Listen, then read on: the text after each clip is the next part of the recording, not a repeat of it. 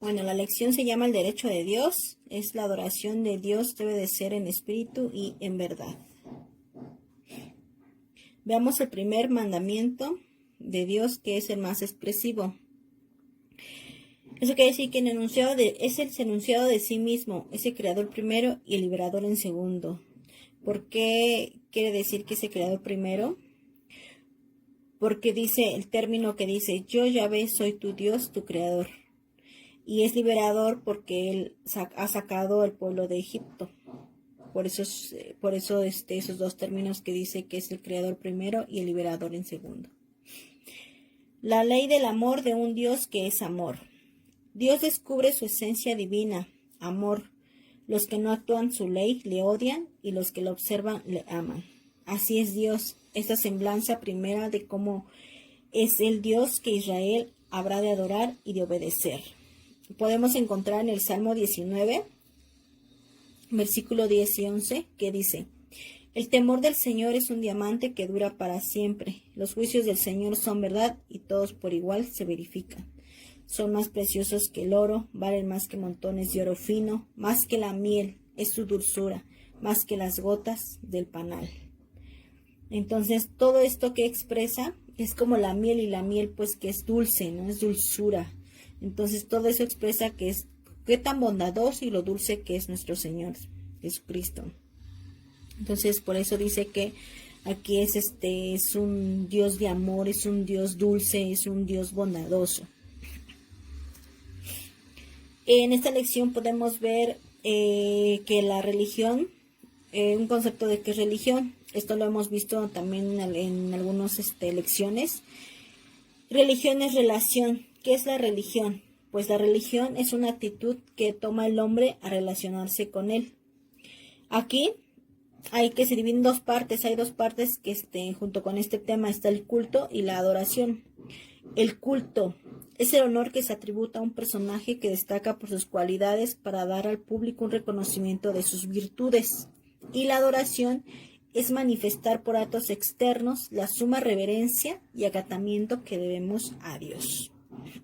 Son dos cosas pues muy, muy diferentes, pero muy importantes. Ahorita vamos a ver por qué. Bueno, las razones por las que adoramos a Dios, podemos ver en el Salmo 95, versículos 6 y 7, que dice: entremos, agachémonos, postrémonos de rodillas ante el Señor que nos creó, pues Él es nuestro Dios y nosotros el pueblo que Él pastorea y el rebaño bajo su mano. ¿Qué quiere decir eso? ¿Cuáles son las razones por las que adoramos a Dios? Pues quiere decir que pues lo adoramos, ¿por qué? Porque es nuestro creador, porque nos está pastoreando, porque nosotros somos el rebaño bajo su mano. Entonces, él es nuestro creador de todas las cosas, su único principio y su último fin.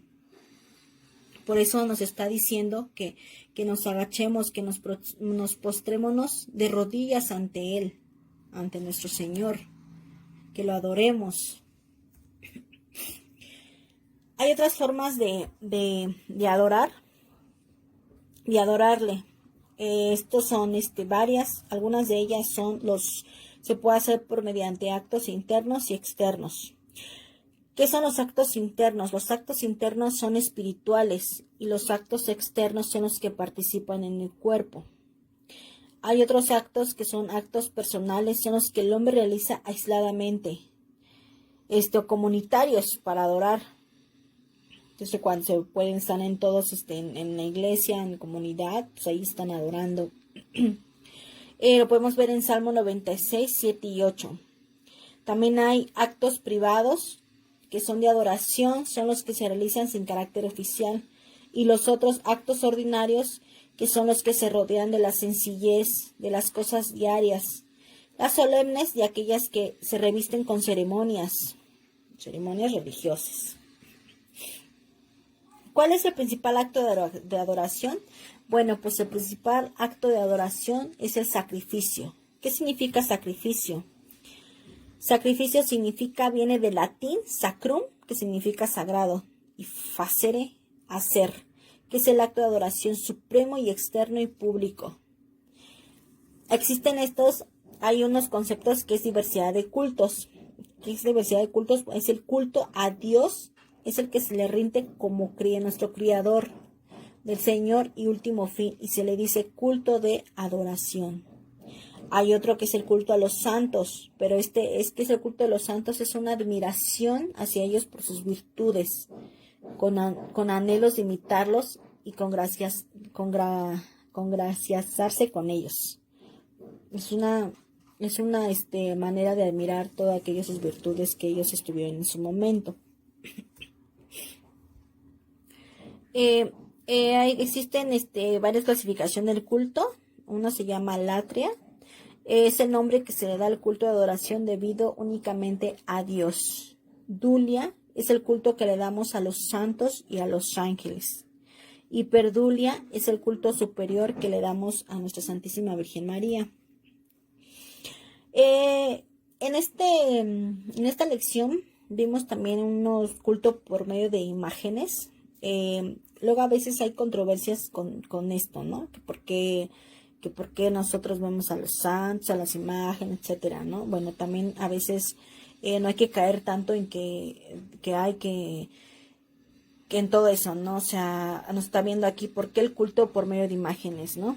Y tres cosas muy importantes. Uno dice que, primero y muy importante, es que dice que la adoración es el culto que se debe tributar solo a Dios. Solamente a Dios se le debe de adorar.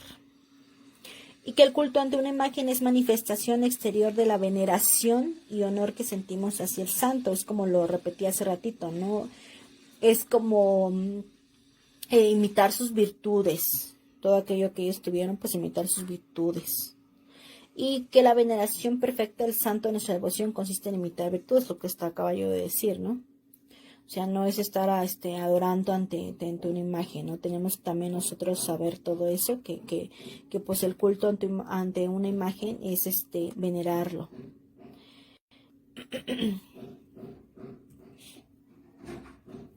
Ahora, ¿cuáles son las faltas al primer mandamiento del Decálogo? Bueno, pues hay muchas. Entre estas podemos encontrar lo que es la idolatría. ¿Qué es la idolatría? Pues es la adoración a personas, animales, cosas, al dinero. Mucha gente a lo mejor tiene idolatría, pues no sé, pues muchas veces a lo mejor al dinero, cosas que no vienen de Dios. La superstición significa colocar algo en lugar superior al que en realidad corresponde, es decir, creer en ciertas cosas con poder y ser muy supersticioso, ¿no? Adivinación, pues es el error de atribuir los acontecimientos a hechos de suerte. Entonces, todo eso son faltas al mandamiento del Decálogo, ¿no? El espiritismo también es uno de ellos, donde es el arte de comunicarse con los espíritus. En Levíticos 19, versículo 31 nos dice que no se dirijan a brujos ni a los que llaman a los espíritus. O sea, como la misma Biblia nos está diciendo, ¿no? Que no nos dirijamos a los brujos ni a los que llamamos a los espíritus, ¿no?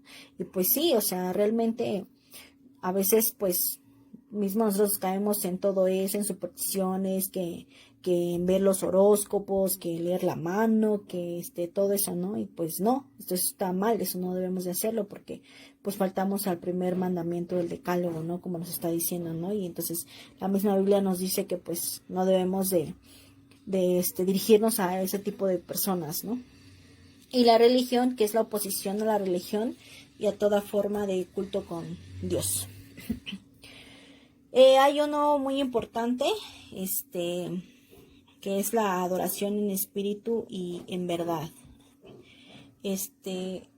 En Juan 4, Juan capítulo 4, versículo 23 y 24, nos dice: pero llega la hora, y ya estamos en ella, en que los verdaderos adoradores adorarán al Padre en espíritu y en verdad. Entonces serán verdaderos adoradores del Padre, tal como Él mismo los quiere. Dios es espíritu, y los que adoran deben adorarlo en espíritu y en verdad. Entonces, nos está diciendo que adorar en espíritu, pues vamos a ser verdaderos adoradores, porque vamos a adorar en espíritu y en verdad. Y adorar en espíritu es hacer que el acto de adoración no dependa pues ni de las cosas, ni de las circunstancias materiales, ni de las condiciones exteriores a nosotros, etc. Y la adoración en verdad pues es algo que nos exige que nada se debe interponer entre Dios y nosotros. O sea, debemos de adorar, como nos dice la palabra de Dios, en espíritu y en verdad. Pues para ser buenos adoradores, ¿no?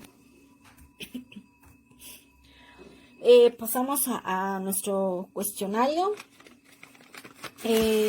La primera pregunta nos dice, ¿por qué el primer mandamiento del decálogo es el principal de los 10? Bueno, porque pues es el derecho indiscutible del mismo Dios, ¿no? Porque nos está diciendo que Él es el creador y liberador.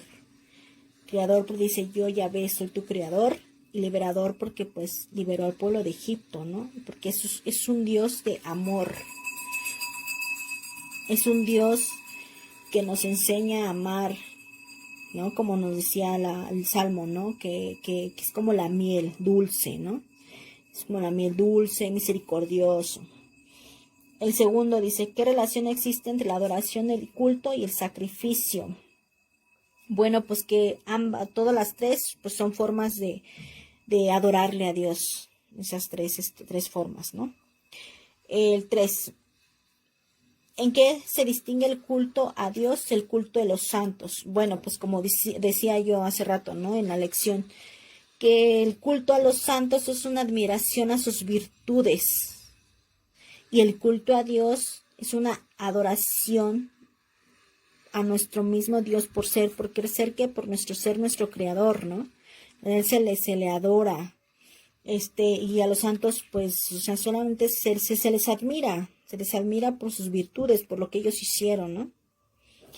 4. ¿Cuál es la forma de dar culto a los santos de nuestro nombre o de nuestra devoción? Bueno, pues la mejor forma, pienso yo, que pues es imitarlo, ¿no? Imitar sus virtudes, imitar todo lo que ellos pues hicieron, ¿no? Venerarlos. Y la quinta, ¿por qué las prácticas exteriores de piedad no siempre son adoración a Dios, como Cristo nos enseñó en espíritu y en verdad? Bueno, porque no son la forma en estarse comunicando con el Espíritu Santo y en estar íntimamente con Dios, ¿no? Como decía en la lección, estar íntimamente con Él, ¿no? Sin que nada se interponga, ¿no? Nada material, nada externo, nada de todo eso, ¿no? Así como que dice, pues, nada que no venga de Dios. Bueno, hermanos, esto fue la lección 31. Que tengan buen inicio de semana y bendiciones.